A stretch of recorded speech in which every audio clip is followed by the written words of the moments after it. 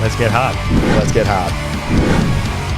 It really does matter, you know, the specifics, right? So there are people that go on a vegan diet, and as compared to a standard diet with a bunch of processed garbage, they go to whole foods. They really make an effort. They work with a dietitian to really try to cover their macros and micros to really get the most out of it, and they have to supplement because you cannot get a basic complement of nutrition from a vegan diet. They simply don't exist. You can't get B12, D3, K2. You'll never get enough vitamin A because you'd have to eat 3 kilos of carrots a day to get enough vitamin A. And you never get all the essential fatty acids. You can get protein. I mean, that's the thing too, that it's a bit of a straw man that people say is like, oh, well, you say you can't get enough protein here, but but you can. You actually can. It's just not as bioavailable. It's not as I was about to say the bioavailability is a big factor, because you can absorb it far better through the meat consumption. You can, yeah. And so the thing is that plants don't actually want you to eat them, funny enough. That's what I've heard, and, you know, and, you know, cows don't want you to eat them either. That's why I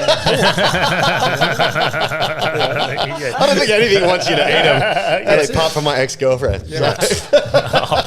But does like stuff like fruit, because it's tasty, like tasty, sugary, that flavour, is that something they want you to eat because then you excrete their seeds into the ground and then it well, they want populates something. They want something to eat. Yeah. You know? And so, nothing wants to be eaten. You know what I mean? Maybe a lemming. I don't know. But like, you know, so everything has a defense is the main thing, right? And so a cow's defense is by being a big, massive, strong animal that can kick and stomp you to death and stab you with its horns. Also bogans. Yeah, exactly. Well, this is something Chris Promod mentioned last when he was on. He was talking, and he's not an expert, so we didn't dive too much into it. But defense chemicals within vegetables themselves. Before we go into the carnivore diet itself, like, do you know much about the defense chemicals and what sort of damages they can do to us? That was the entire reason I stopped eating plants 23 years ago. Okay. You know, I was taking cancer biology at the University of Washington in Seattle, my undergrad, and we learned. How old are you? You look like 25.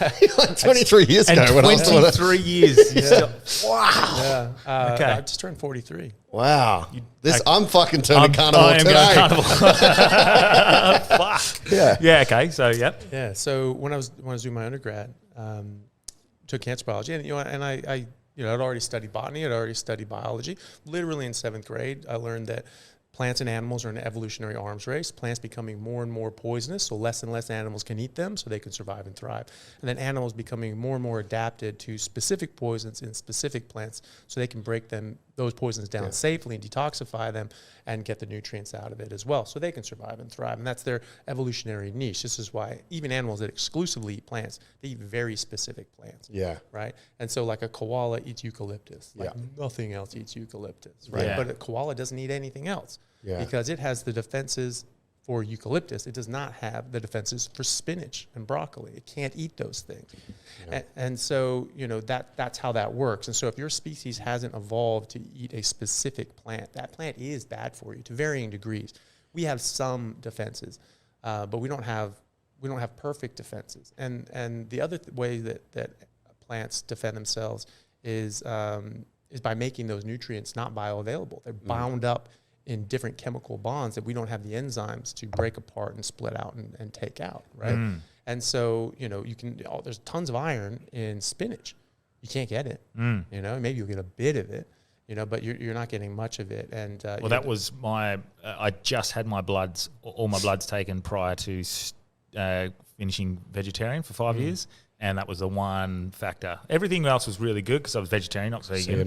So my B12s and all that stuff was pretty good. I was getting that through my dairy. But my iron was still in the good level because I still had a lot of spinach, broccoli, those sorts of things. But it was still on how he described it was on the low end of good. The mini Tony Stark. No iron in your Yeah. But with the spinach thing, there was just an outbreak of hallucinogenic spinach. Yeah. Is that got something to do with their chemical defenses, or did somebody spray the spinach and fuck that up? Do you know what happened there? I saw a headline. I didn't read too much into it, but you do have to recognize that in America, I don't know the exact stats here, but I assume they're similar in Australia.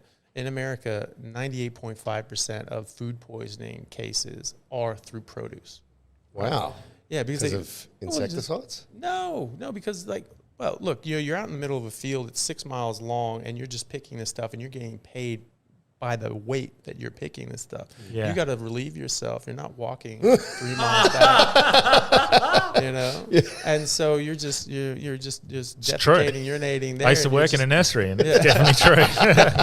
You know, and you're not washing your hands, and you're going to pick someone else's lettuce, and you just keep going. So you get E. coli on some lettuce, you bleach that stuff, it's not coming out. You know, it doesn't matter how much you spin it in your little salad spinner. You know, like you're not getting that off. And Never even thought of it that way. Yeah. Hey Hard Yarners, hope you liked that clip. If you would like more clips like that, click here. If you want to watch the full episode, click here. And if you want to subscribe to our channel, click here. And as always, join the Patreon for more risque content. Let's get hard.